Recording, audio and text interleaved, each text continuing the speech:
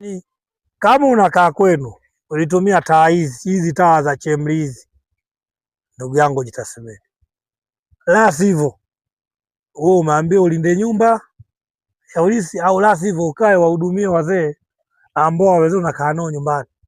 Lakini kama unakaa kwenu unakula kwa mzee, una kila kitu, haumwi, hauna changamoto yoyote, ndugu yangu jitathmini. Kwa hizi taa tunakumbuka taa miaka hizi taa zinatoka, hizi taa zilikuwa za kishua. Taa ya kwanza ilikuwa ni Karabai, ndio ya kishua ile. Ya pili second class ilikuwa natumia hii, na ilikuwa nafutwa na mama tu baba kwa kutumia unga, anaifuta yani upeo ukashika mtoto ita ilikuwa ndo high class ita VIP.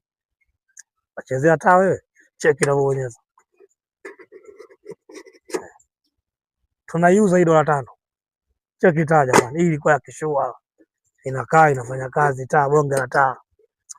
Chezea maisha hayo wewe, umri huu kwa nyumbani jamani, ilikuwa taa kishua jamani.